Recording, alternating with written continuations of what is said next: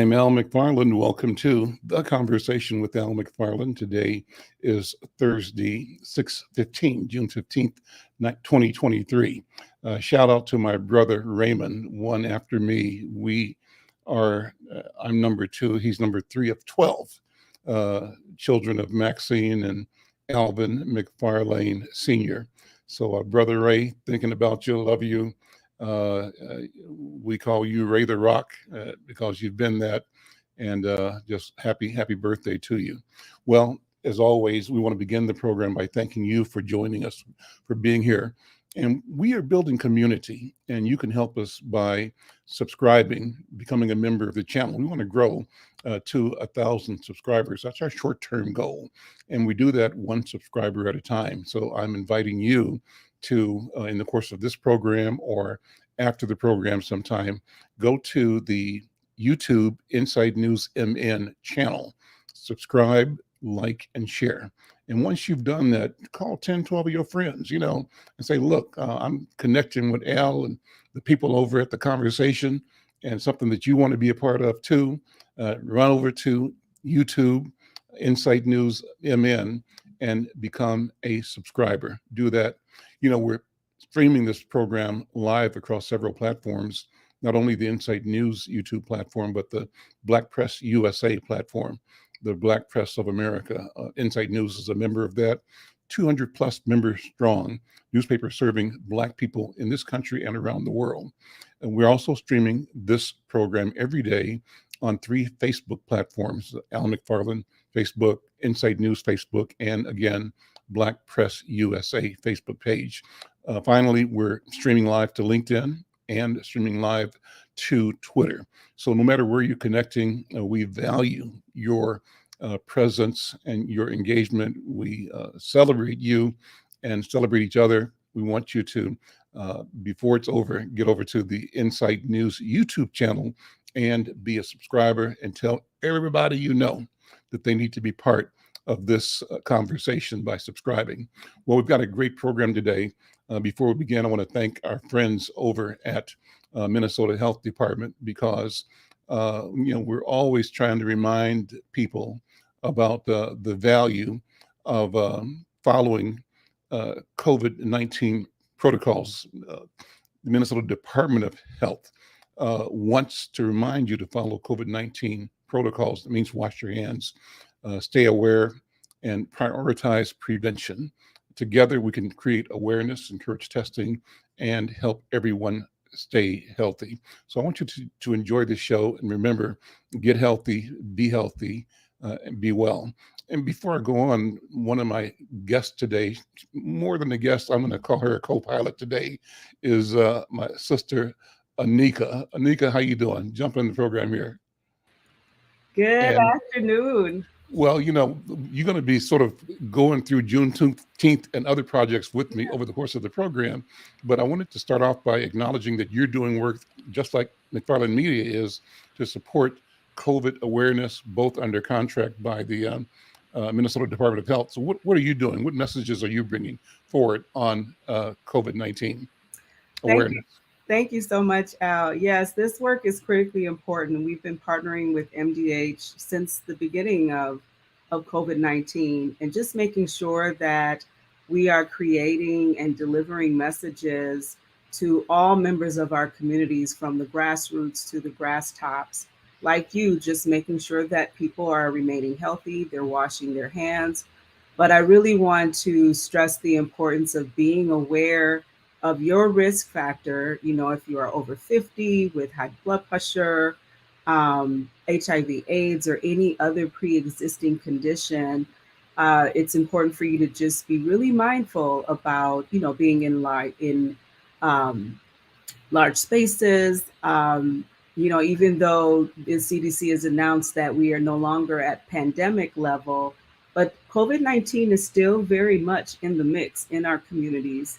And so we just want to make sure that people are still following those same basic, protocols, washing your hands, wearing a mask if possible or necessary, and just stay vigilant.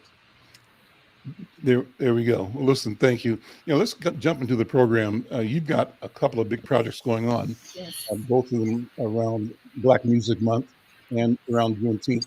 What you want to start talking about first? Well, we have a great gumbo of an event happening this weekend, Saturday at Allianz Field in St. Paul, from 12 to 5.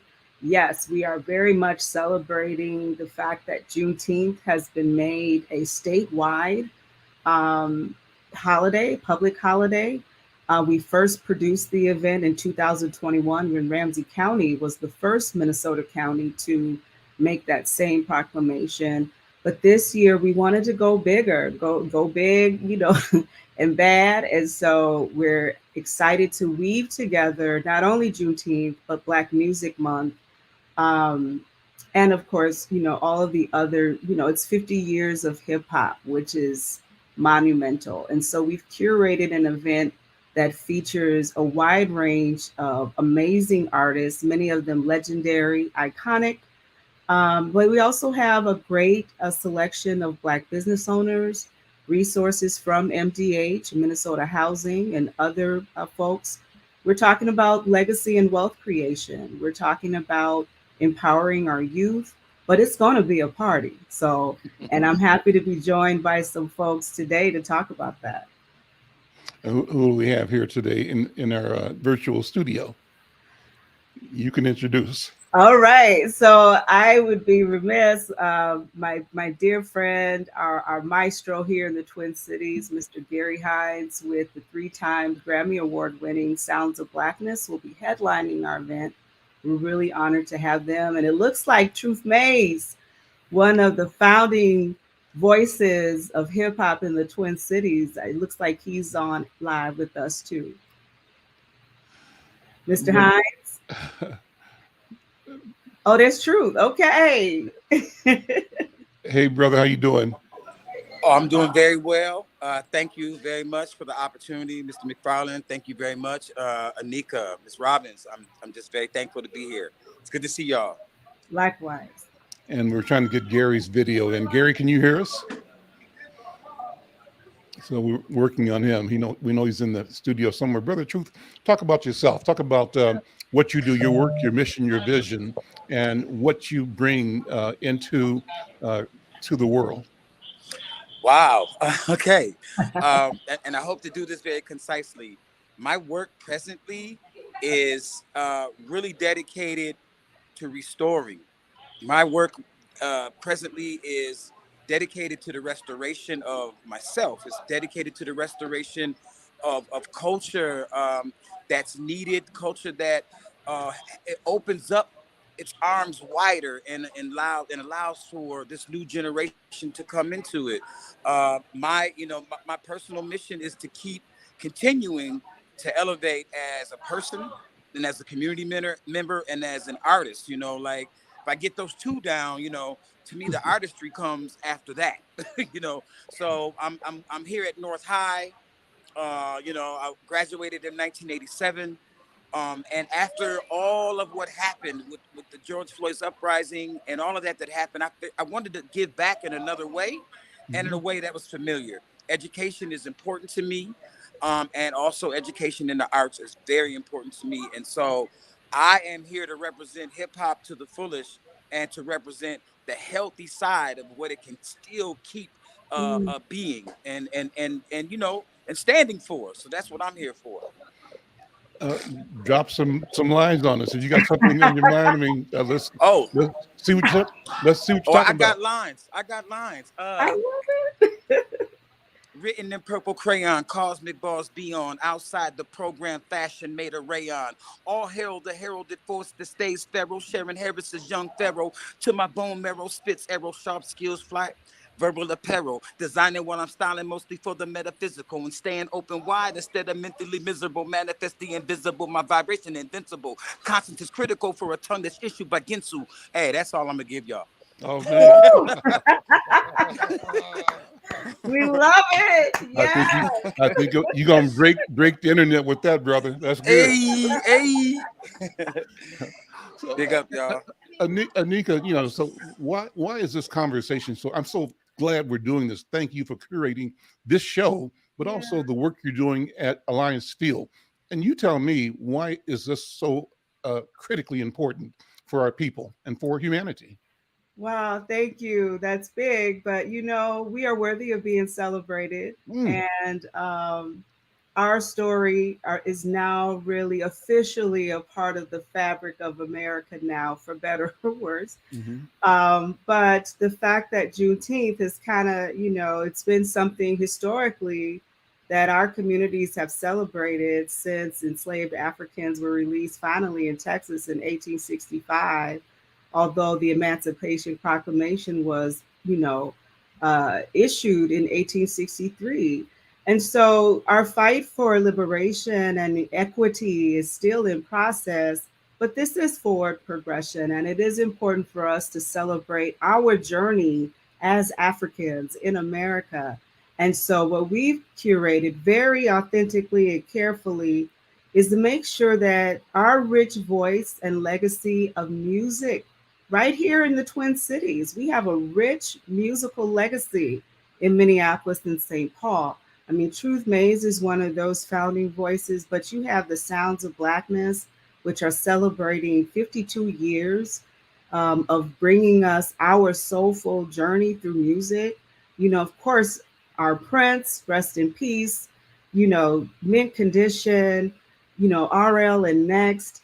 But then there's this new generation coming up, and then there's our food and our culture. So it's really a time for us to tap in and celebrate all that we are and all that we've been through and how far we've come, even though recognizing that we still have a ways to go.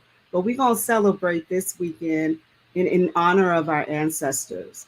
And I know Gary Hines can take it from there. Well, I don't think Gary's wow. able to come on yet, but when his camera is off, so when he's able to get on, we'll bring him back on. Okay. But until that time, I wanted to just have you, Anika, kind of walk us through the music scene. You mentioned Prince, you mentioned Gary and the Sounds of Blackness, but give us kind of, if not exact chronology, a sense of this emergence of phenomenal talent out of the Twin Cities from the time that you have been here. Ooh, wow. Well, so I'm a native Southsider, although I grew up in Nigeria, you know. And so you came back from Nigeria when? How old were you when you came back? 17. And so when I came, that was really when, I think our music scene was really bubbling forth in the late 80s, right? With Prince. Well, early 80s. Were you performing at that time? A little bit, yes. I was modeling. I was singing with LaSalle Gabriel, who was also a member of the Sounds of Blackness. And then I had my own career back in the 2000s. I'm thinking, Anika, I'm thinking as you're talking, I'm remembering you being on stage at the Riverview. Oh my goodness. You remember that gig? Well, I remember that. Yes. Well, I know we made eye contact. And I said, who was it? And you were throwing down in the crates for that one. And we had our brother from Good Times here. How am I drawing a blank on his name? But yes, I've always been involved with the arts. And now we provide platforms for local and emerging artists to come forward. We're giving away awards to folks who have also helped create that platform. But this is a really exciting time. Prince really set the stage. So many people migrated to the Twin Cities in pursuit of a music career. So let's tell some music stories. So tell me a Prince story. Oh my God. If you have one. And tell me a Sounds of Blackness story if you have one. Yes. And if we can get Truth Maze back in, I want him to tell me a story about the scenes, something that he remembers. Right. Let's see, a Prince story. So I actually toured with, I have 3 very distinct time periods with Prince. At one point, I had an experience at Glam Slam at his club back in the late 90s, where he invited me to his booth. So I think there was an interest there. And then later on, as I became a hair and makeup artist, I was retained to consult with the dance company. and we traveled around the country doing that. It was really exciting, very creative. And then I've been in Prince videos. I've been in videos with, the MPG, the New Power Generation. Shout out to Tony Mosley and Kirk Johnson. I mean, like we really had a culture of music. And then there's Flight Time, so and then the time and my Sounds of Blackness experience. I've done makeup for them. We've worked with them during COVID-19 to get the word out, and they created an amazing video, which was a remake of Celebration, and we turned it into Vaccination. And so Sounds of Blackness has always had that community lens, their finger on the pulse, and I've always been honored to be able to collaborate with them. RLNX, I produced a brunch with them and it flopped. This was many, many moons ago when I was earning my chops in the promotions arena. But as but the beauty of Minneapolis, the music scene in Minneapolis, we're a very small, big town. We're a little big town. And our music scene just blew up and put us on the map. And it has remained there ever since. As is evident by when Prince passed, and the Sounds of Blackness, though, still having real impact. And then these emerging artists like Louis Blaze and several other artists. We're just excited. Muja Messiah, who will be on the bill as well. Ashley DeBose, who was a finalist on The Voice. So we're still producing great talent. I'd be remiss if I didn't mention Paris Bennett, Jamesia Bennett's daughter. Yep. This is third generation Sounds of Blackness. Yep. So it's still rich. It's still high. And you mentioned Williams Stokely. I think you did earlier. Yes. Mint Condition. Yes. Yeah, they're like 30 years in, and now he's solo doing his thing. Yeah. Well, I see Gary's here now, and bring Gary and Brother Gary, Maestro. Good afternoon and welcome. Always good to see you. I'll tell this story again. I was at one of our national conventions somewhere, and a publisher, said, "Oh, you're from Minneapolis?" So I said, "Yeah." I start my day every day with the Sounds of Blackness music, optimistic. And that song alone, she said, changed and continues to change her life minute by minute, day by day. And I think that's true across the entire spectrum of our people, wherever we are, because it embodied the indwelling capability to be optimistic, even in the most difficult of times, and embodied the will to win. Brother Gary, so good to see you. You too, my brother. Thank you so much for having me. And we're so glad that we will overcome the technical difficulties. Well, we're here now and we're going. It looks good. So take a minute and talk about Sounds of Blackness. What, as you think about what you've done and what you're doing and what you plan to do, what themes continue to emerge in your work and your vision? Well, the themes, first of all, are always about the movement. We're about ancestor energy, always stemming from the motherland, Africa.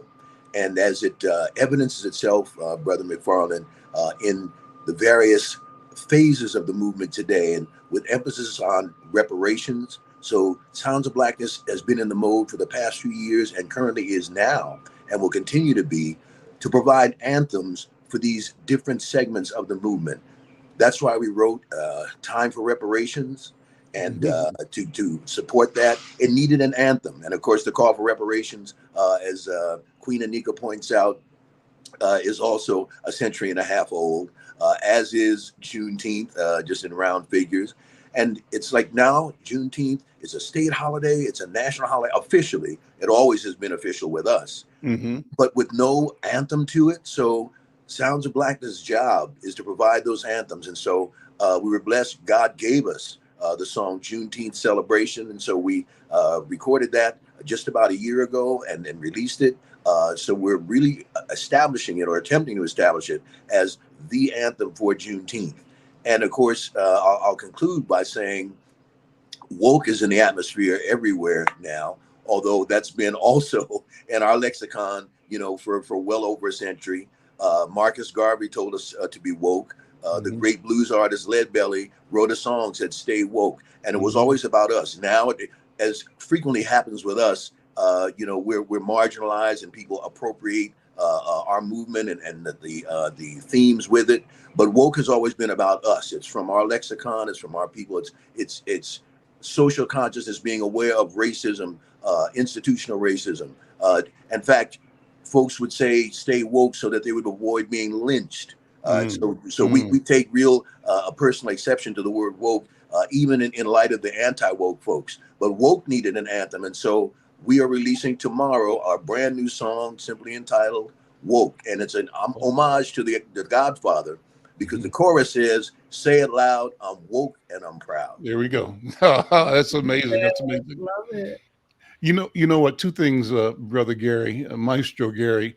I always want to have you talk about your great mom, the great Doris Hines. So I want to start there. And I always also love talking to you about your experiences in Africa.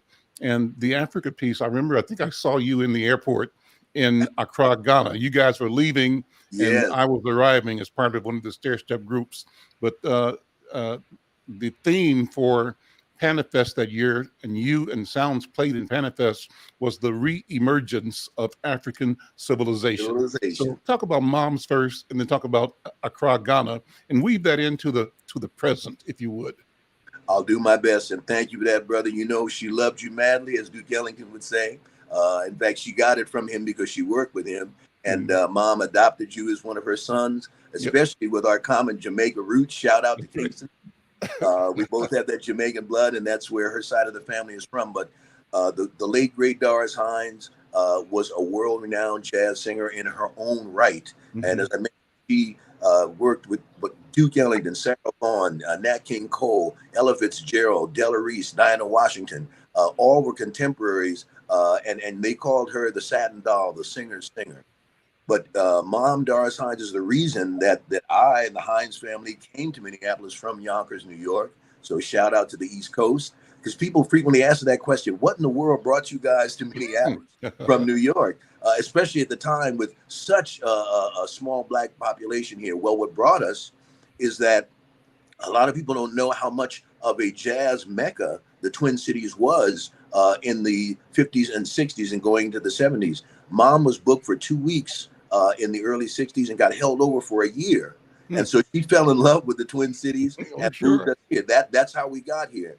And I have to say this too, kind of as a quick aside, Brother McFarlane and Sister Anika. A lot of times the media will make it seem like Jimmy Jam, Terry Lewis, Sounds of Black, like Prince just appeared.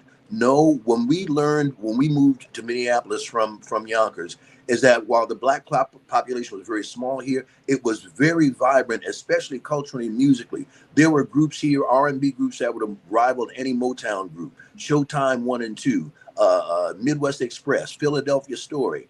There were gospel artists, blues artists, Lazy Bill Lucas, and of course, Cornbread Harris. And so that's, again, what got us in. So I say that to say that Prince and both of his parents were musicians. The same with Jam, Jimmy Jam. We didn't just appear; we emerged from a legacy, and that's. I mean, it would be remiss to not say that. And then to tie off the answer in terms of Africa, which is always at the core, you can make no sense out of how we walk, talk, sing, dance, praise, exist without the motherland.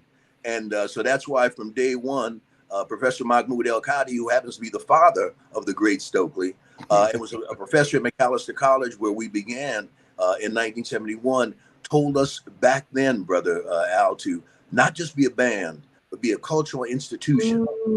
And to go from generation to generation. So as you and Queen Anika pointed out, Sounds of Blackness is generational right now into the second and third generation. The great Cynthia Johnson of Funky Town fame, her daughter, Nika Constantino, is one of our sopranos. And of course, Jamesia and there are others as well. But Africa is what makes it make all the sense. And the reemergence of African civilization, I remember that like it was yesterday. Yeah. That's something that has been, we can go to Marcus Garvey and even before him, and continues now. And Sounds of Blackness will always be a part of that movement. And we encourage every one of your listeners, viewers, to make it part of your life's journey, to make at least one sojourn to the motherland. If Richard Pryor would tell you that you'll never be the same. Believe me, you'll never be the same. Talk about the Babatunde Olatunji story. That's another great story you tell. And why it's important to me is that it was a Minneapolis connection that manifested itself across the planet, somewhere else.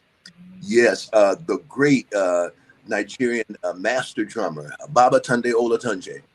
And some people may not know the name, but I know you've heard, oh, Jingle Baba, go Baba, and with Carlos Santana and all of those things, who always thanks Mother Africa for the music that a lot of people try to call Latin. So shout out to him. Yeah, so shout out to Carlos Santana. But when Sounds of Blackness were blessed to go to Cape Coast and Accra for Panafest, and that was under the auspices of my fellow Taurus brother, Stevie Wonder, who has been a great supporter. So that's how and why we got there.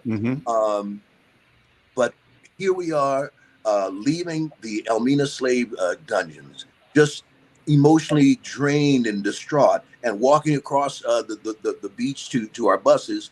Who do we literally bump into but Babatunde Olatunji, who at a glance, and he at the time had to already be in like his 70s or so. We made eye contact, and he, it was really almost frightening. He didn't remember my name, but he said, "I remember you from Minneapolis Central High School when I came there, and you had all the students walk out and follow us down to the community center where we played again." And I was like, "Oh my God." Babatunde Olatunji, we call him master drummer. For those of you who are music aficionados, this may sound impossible, but he was capable of playing simultaneously in 3 different time signatures. But he was also a priest and a minister, and he had us all right on the beach there on the shores of the motherland. He had us go in a circle and do a prayer of remembrance and reconnection and reconciliation. And as you know, in Ghana, they refer to us as the lost children. And so he prayed that we are the lost children restored, and that we continue to do what we do. And I'll finish by saying this. It's kind of an aside, but we just lost the great Tina Turner. And I connect her to this answer, Big Al, because when we were blessed to meet her and do a tribute to her at Essence several years ago, backstage, I'll never forget what she told me.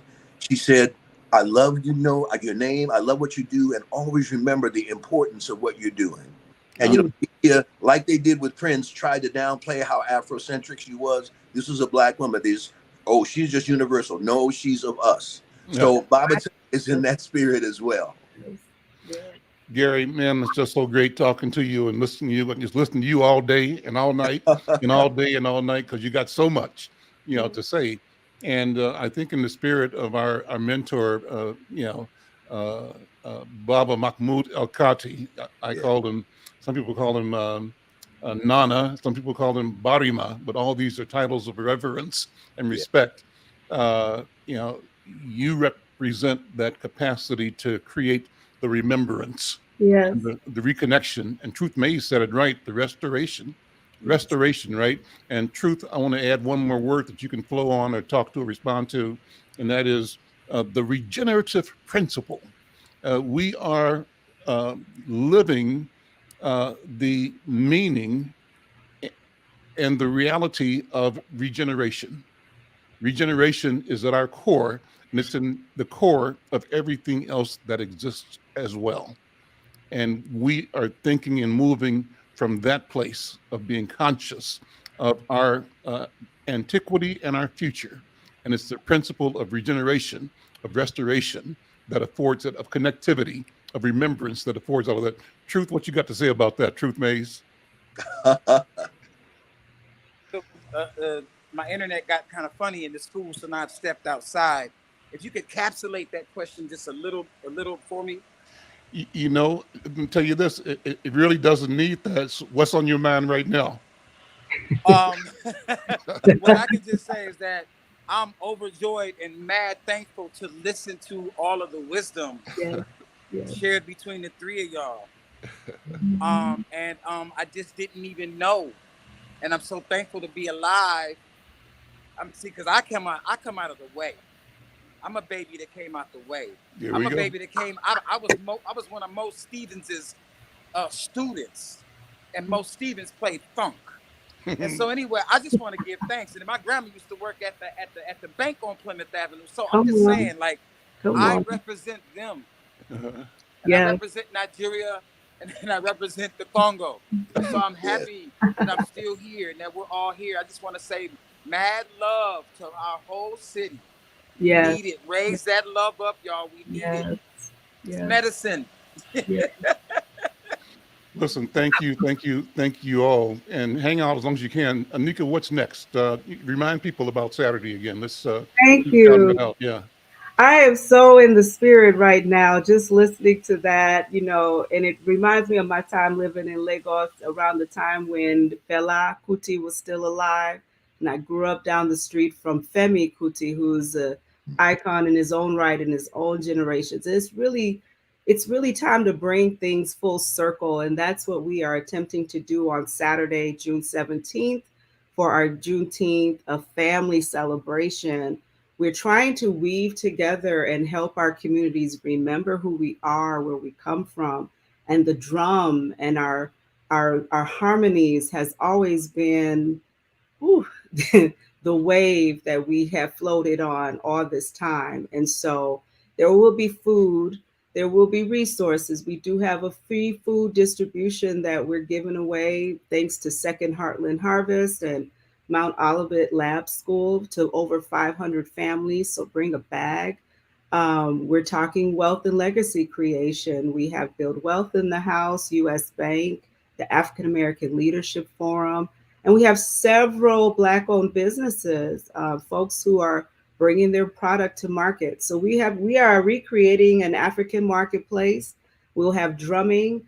I would be remiss if I didn't mention that our opening ceremony will be officiated by Brother Antar Salim, who was one of the former chairmen of the Juneteenth of old back in the day, right, in the 90s and 80s. And so we're really, it's important because I am seeing as a Gen Xer kind of a disconnect between our generations. And I am one who respects our elders, but we also have to bring the youth with us. And so in our culture, we always celebrate together as a family. It's not like the elders are set aside and the youth. We all come together and have jambalaya. I mean, this is who we are. So I'm really trying my damnedest to bring all of this together, bringing soul food and food from Liberia and Nigeria. We need people to reconnect to who we are and where we come from, and that is Mother Africa. And for anyone else listening, whether you white, Black, Boricua, we all come from Africa. So if you want to come and touch in and touch some of that essence, that's what we have going on from 12 to 5 on Saturday, June 17th. And just much love, honor, and respect to our ancestors. We are all here because they fought and they survived and they made it. And so that is what we are celebrating. Here it comes. It's coming through. This is cool because, as you were speaking and Brother Truth Mays talked about Nigeria and Gary mentioned our brother from Nigeria. I just remembered that I connected and I have a person that I haven't met in my family who lives in California. His name is Dienma Bipialaka. And the research I did reveals that he and I have the same fourth great grandparent. And so he is from Port Harcourt. And so that seats me in my lineage in Port Harcourt, right? And among the Yoruba, could be a combination Yoruba, Igbo. Yes, Igbo. There we go. Truth Mays, drop some more knowledge on us, brother.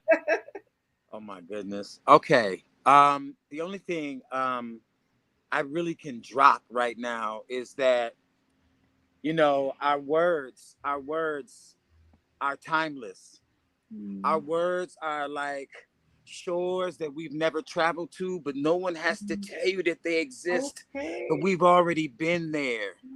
Before maps, we were the ones traversing and giving each other big daps. Yes, yes, so We have been there. We have always been here. There is no birthday. Look, and if you don't know, it ain't too late. It's cool. But still, what we need to do is remember that we can love and bring everybody along too. yes, This is what time it is. This is yes. what I came to feel. This is what I came to be. And this is the rhyme that I came to kick. Pure poetry. There we go. Hi, bro. Love it. Love it. Awesome, awesome, brother. Thank you so much. Thank you, brother Thank Gary. you. Thank you so much. Always a pleasure to see you. And Anika, is there another project we want to talk about too before we close out, or is this the main thing? this is the plenty. main This thing. is plenty. I mean, when I founded the Anika Foundation, 15 years ago, it was really with this essence of helping us remember and reclaim our energy, our essence, who we are. We are naturally entrepreneurial. We have all the answers and the assets. We are an asset rich community. We have Mhm. never been deficient. It's just lack of resources. And so that part is also important to what we are doing. People can learn about the work we are doing at the anikafoundation.org. But we always just want to be a platform for people to become homeowners, to start businesses, to learn healthy eating. I do want to point out, we are overrepresented in health disparities in our communities. And so with heart disease, high blood pressure, diabetes, the cancers, it's not so much that we get it the most, it's that we are not seeking treatment, we are not following the protocol. So we will be having some information about healthy lifestyle choices. For us to thrive, it's not just financial. We need to get a hold of our children. We need to solidify the family structure in our communities. Our children need us.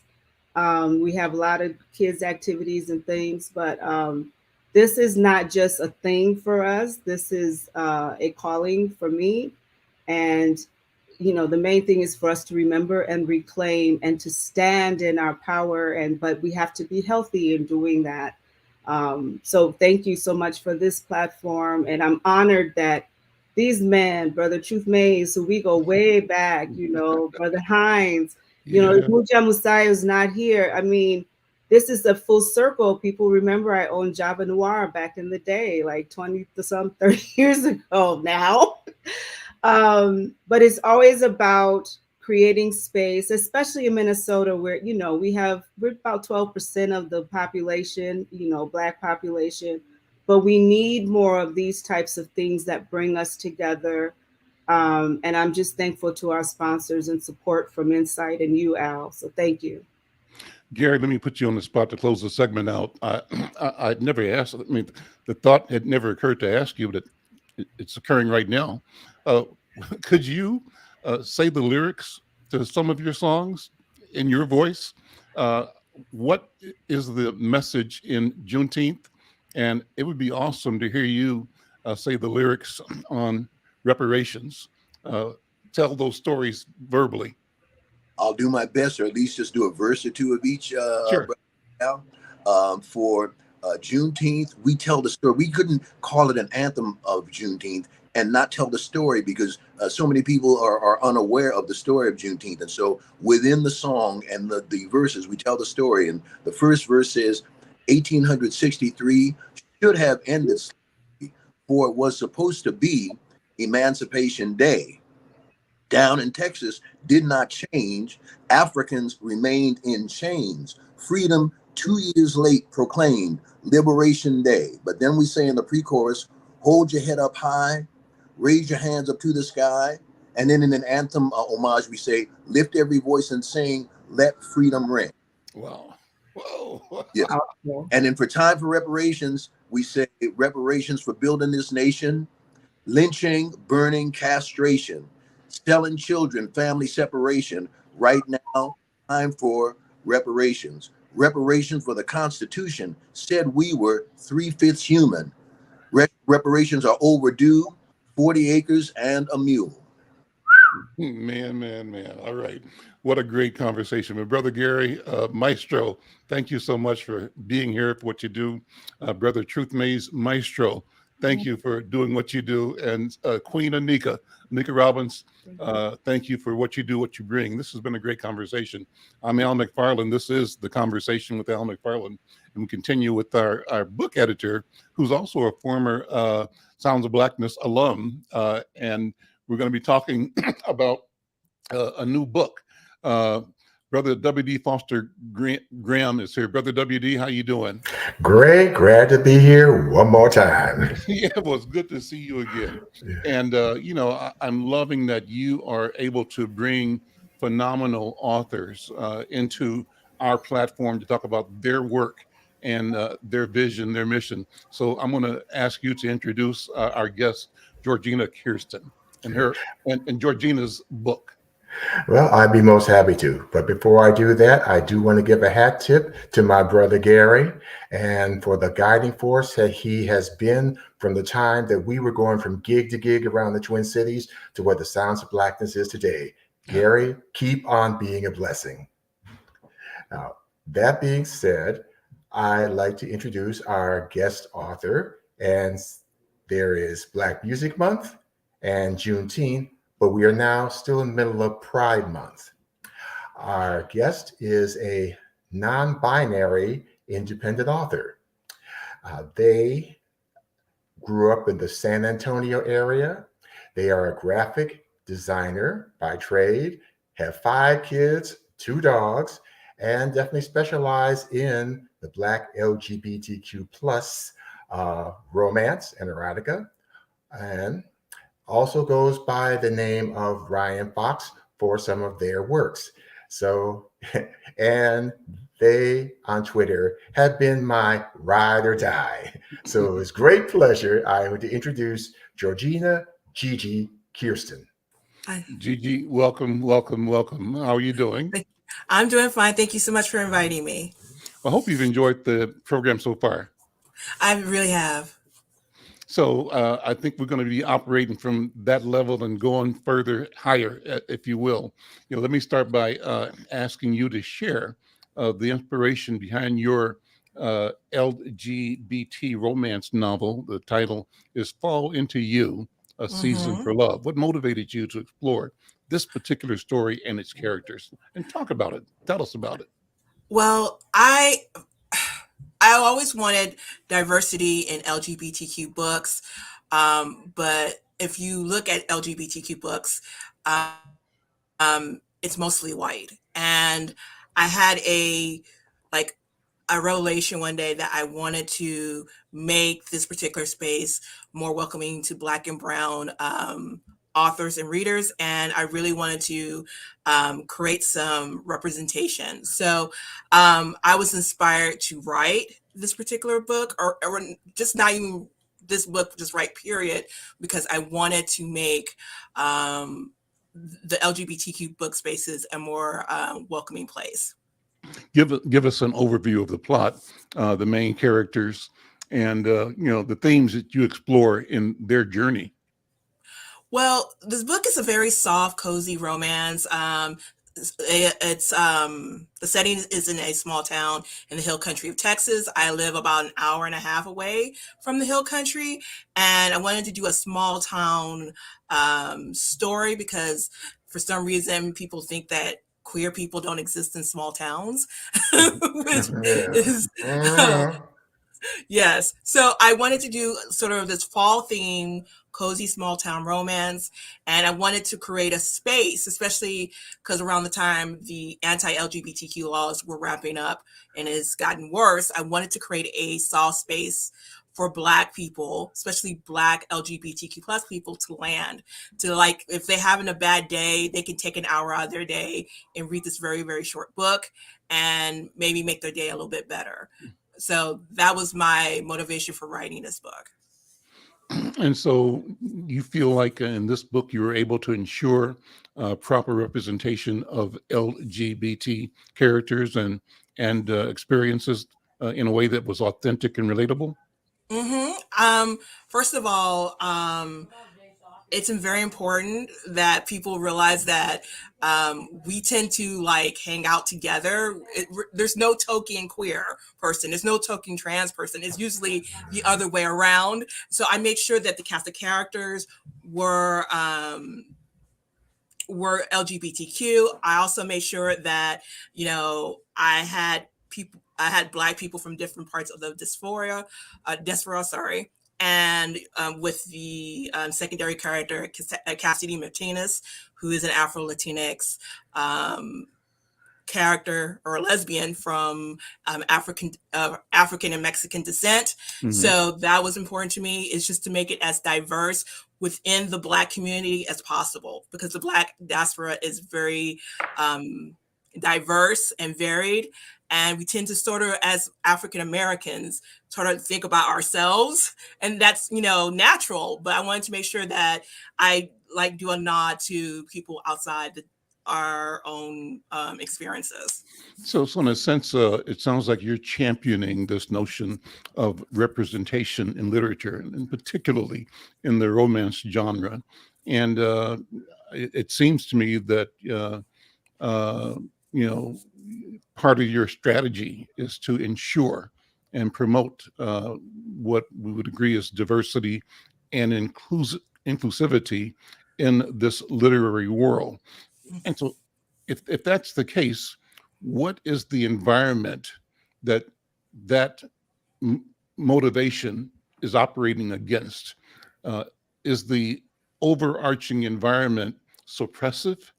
Does it marginalize our people, our experience, our story? How do you describe the relationship between you know, when you describe the word inclusivity and diversity, it suggests that there is another force which is exclusive and not diverse. So describe that line and the tension and the intent that you have as a writer, as an artist, in challenging and expanding what I would call awareness, consciousness, and freedom. Does that make sense? The question. Yeah, it does. It makes sense. A lot of people don't seem to realize that publishing is like really white. And when I say white, I mean 76% white.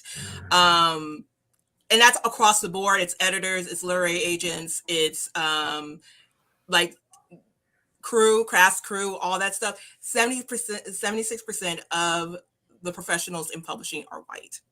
And this type of environment often fosters a environment where white supremacy and white supremacist ideals can grow unchecked.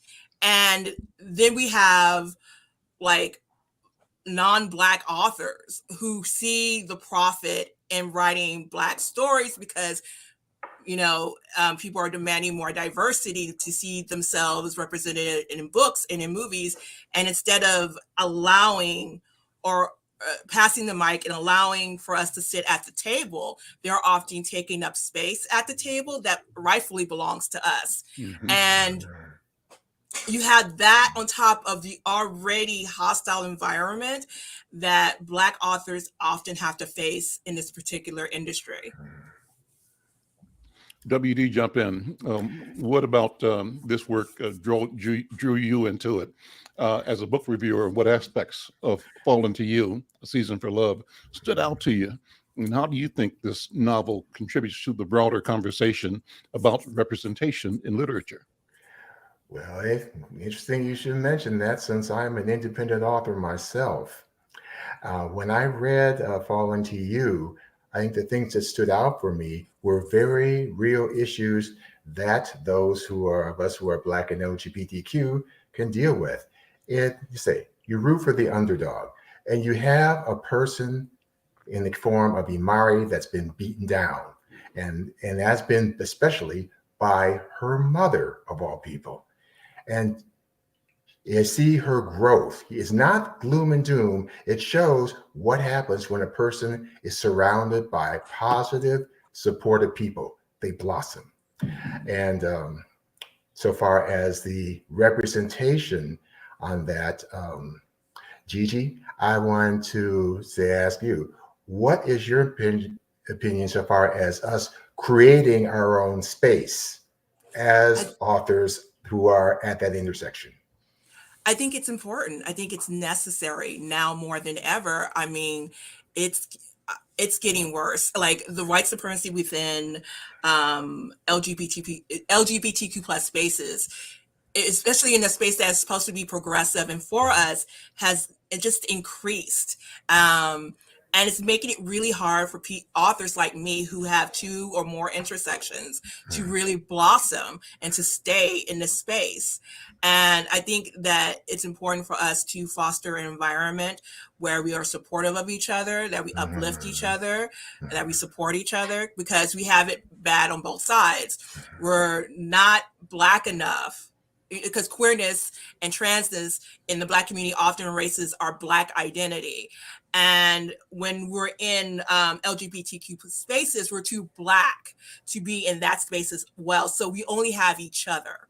And I think that we should be fighting and opening the doors for people to come and back of us so they can come in and tell their own stories instead of depending on non-Black people to take that space that is rightfully ours.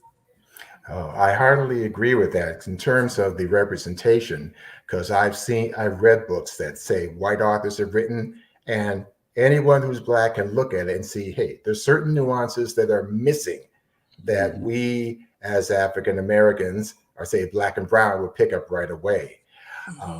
So I would also ask this, when it comes to writing, what would you say is the biggest advantage of being an independent author in these spaces?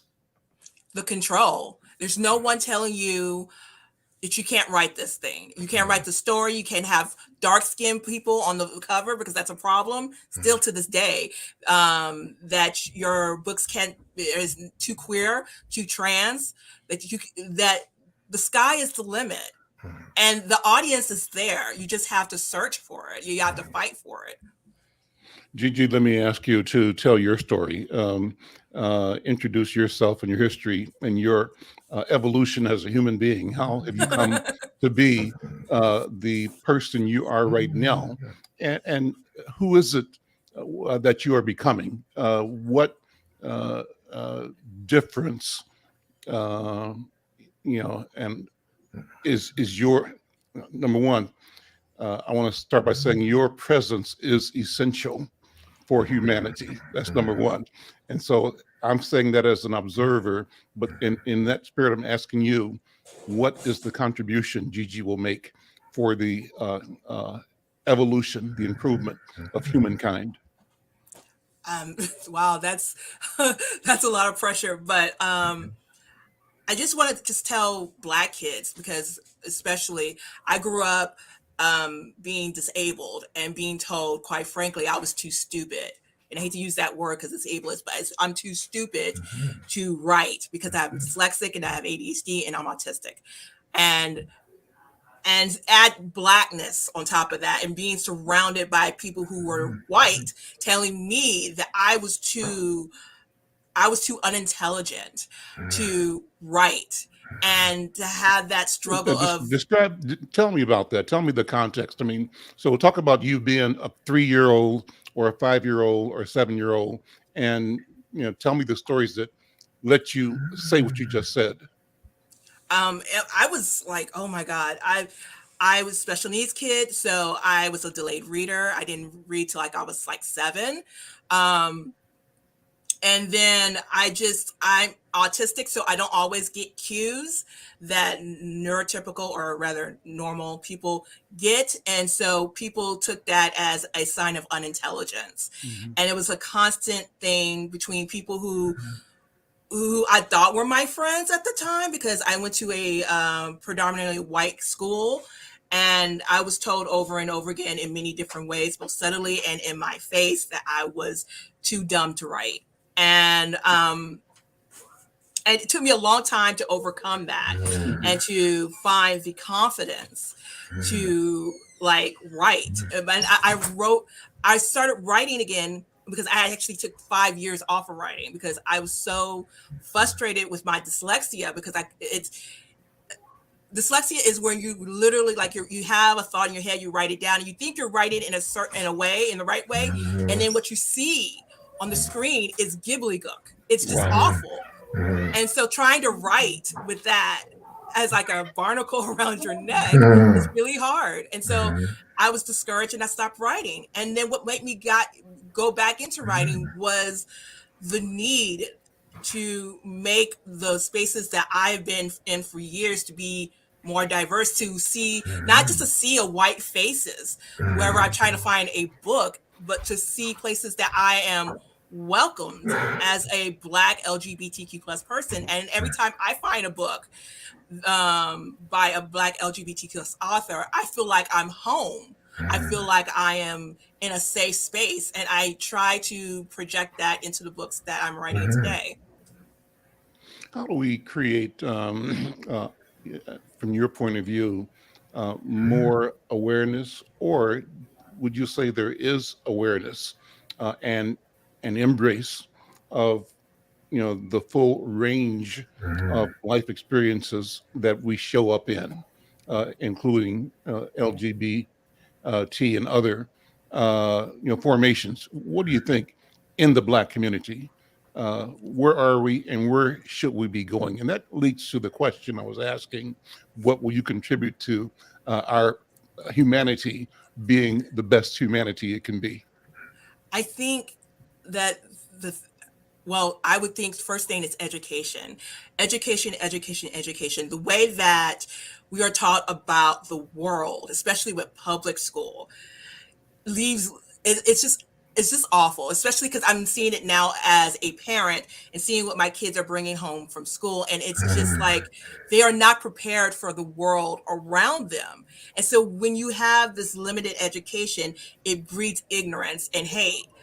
And I also would say is that I would also would say on this is that being open-minded and befriending people diversely from all different types of walks of life and listening with an open ear. I have grown so much personally by making friends from all over the world and from all different cultures. And I think that if we as people be a little bit more open-minded and don't be so defensive and just learn from them, I think we can make a better place. And I hope, I hope to leave the world, especially the book community, as a place that shows that, Black LGBTQ people can and should be in this particular industry and should thrive, and that I'm leaving this particular space better than I left it, or better than I found it. Awesome. Well, listen, this is wonderful. What was my last thought as you were speaking? Graphic designer. We got about a minute. Talk about your work as a professional designer, and how do people know your work, see your work? I'm actually retired. I haven't done graphic design professionally in like 5 years. Okay. I was self-taught though. I decided, look, I want to be a graphic designer, and I couldn't afford college. And then someone gave me like links to some online courses that I was able to take, some for free, some for cheap. And then I started just buying textbooks and oh God, this darn cuckoo clock, buying textbooks and learning through textbooks and taking tests and reading. I actually cobbled together my own curriculum to become a graphic designer. And then I just practiced. And I did a lot of free work. And then I got clients, and then I was a graphic designer for a while. I did mostly book covers. I'm very good at that because I made the cover for Fall Into You and the other books that I have coming out. So I specialize in book covers, and I love doing graphic design. I got burnt out, so I had to sort of retire. Sure. Listen, Gigi, if I can call you that, this has been a wonderful conversation. Good to meet you. Let's do it again. I think we have just started, and WD, as always, thank you for all the wonderful connections that you make and create and bring for our program here. And to our listeners, I hope you've enjoyed the program. This has been rich. I call this a robust conversation. I'm Al McFarlane. This is The Conversation with Al McFarlane. We'll see you tomorrow.